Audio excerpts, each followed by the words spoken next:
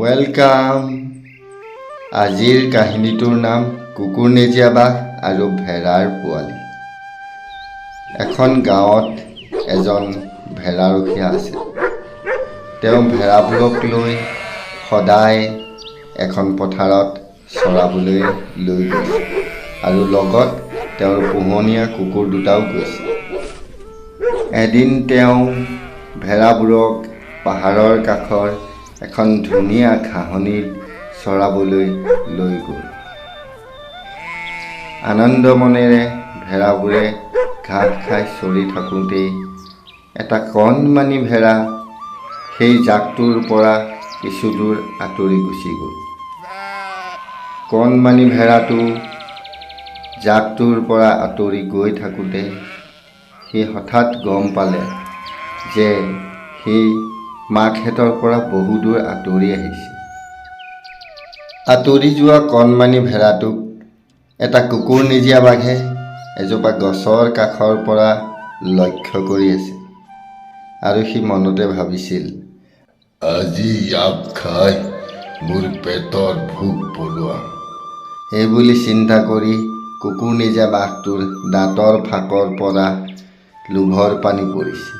সি দৌৰি দৌৰি আহি কণমানি ভেড়াটোৰ ওচৰ পালেহি আৰু ভেড়াটোক ক'লে, এই ভেড়া পোৱালি, ইয়াত কি কৰিছ? তোক খাম এতিয়া মই। তোক খাই মোৰ পেটৰ ভোক পলোৱাম। কুকুৰ নেজীয়াটোৰ কথা শুনি ভেড়া পোৱালিটো ভয়ত কঁপিবলৈ ধৰিলে। কিন্তু হঠাৎ তাৰ মনত এটা বুদ্ধি খেলাল আৰু সি কুকুৰ নেজীয়া বাঘটোক ক'লে, তুমি বাৰু এটা শুৱলা গীত গাই মোক শুনাবানে? তুমি গীত গালে তোমাৰ গীতৰ তালে তালে মই নাচিম। ভেড়া পোৱালিটোৰ কথা শুনি কুকুৰ নেজীয়া বাঘৰ খুব ভাল লাগিল মনটো।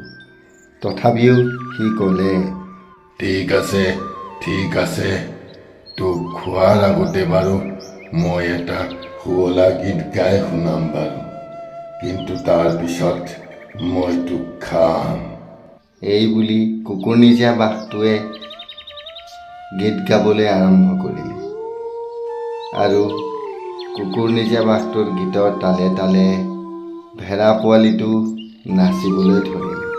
কুকুৰ নেজীয়াটোৰ গীত গোৱাৰ শব্দ শুনি গৃহস্থৰ কুকুৰকেইটাৰ কাণ থিয় হৈ উঠিল আৰু গৃহস্থৰ সৈতে কুকুৰ দুটাই কুকুৰ নেজীয়াৰ চিঞৰৰ ফালে দৌৰি দৌৰি আগবাঢ়িবলৈ ধৰিলে।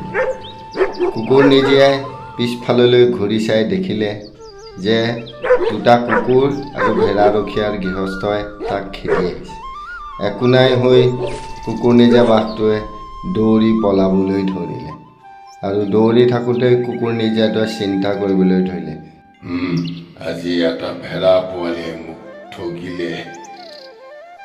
আৰু গৃহস্থই ভেড়া পোৱালিটো কোলাত তুলি আনি মাকৰ ওচৰত এৰি দিলেহি আৰু আনন্দ মনেৰে ভেড়া পোৱালিটোৱে মাকক ওচৰত পাই জঁপিয়াবলৈ ধৰিলে। এনেদৰে এটা ভেড়া পোৱালিৰ উপস্থিত বুদ্ধিৰ বাবে তাৰ জীৱন ৰক্ষা পৰিল আৰু গধূলি হোৱাৰ লগে লগে ভেড়াৰ জাকটো ঘৰলৈ বুলি ৰাওনা হ'ল।